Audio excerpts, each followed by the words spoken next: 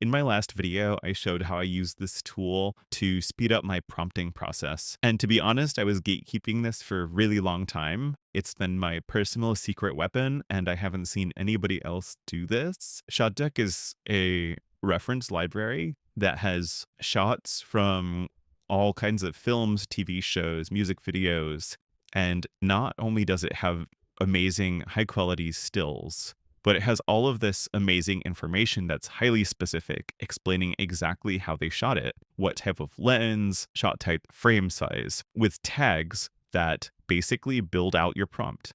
So here I've extracted all of the information. I'm going to strip this down to only the things that are useful for our prompt. That means we're going to remove these credits. 1.78 aspect ratio is the equivalent of 16:9. I'm using Higgsfield, so we just select that there, and there we go. We don't have to add it to the prompt. Ultra wide fish eye. I'm gonna keep this in the prompt, so I just want to make sure that it understands that we are going for a very wild looking shot. Interior, exterior, interior. This could be confusing to the prompt, but honestly, I have not had any issues including this. Filming location. So this is something we don't need because this is just behind the scenes information. So this is going to be my prompt. I just pasted that there. I'm just going to go with the Panavision C series. And looking at this, I feel like it's probably 14. I'll keep it at F4, but I think it's probably F6 or something. Let's see what it does. Okay, so it took a few tries, but I think we got into a pretty good spot here. Just to walk through really quick,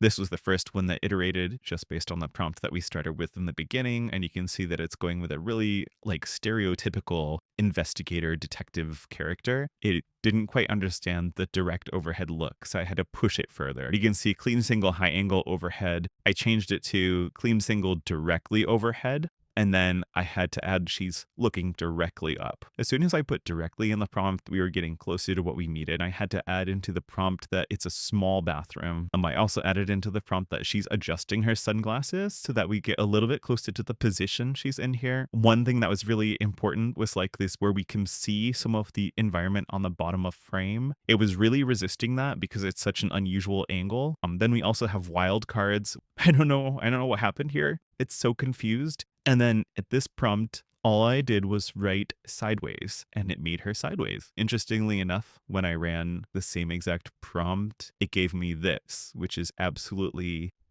so many levels of wrong. The way that I approach testing, I go one by one. I don't do multiple iterations. Going one by one and making incremental changes is really the best way to figure out what's working and what's not. Even though it seems like a slower process, I've been able to achieve success in much shorter timeframes. And the last thing that I want to talk about is my pet theory as to why using ShotDeck works so well. I suspect, and I don't have any hard evidence and I don't have any insider knowledge on this, so take it with a grain of salt, but my suspicion is that at some point the AI companies used ShotDeck to train their model on, because it's been shocking to me how many prompts, even on the first try, it's pretty much exactly accurate. In my previous video, one thing that I didn't talk about was oftentimes it still iterated characters that looked very similar to the originals with no specific prompting about ethnicity, age,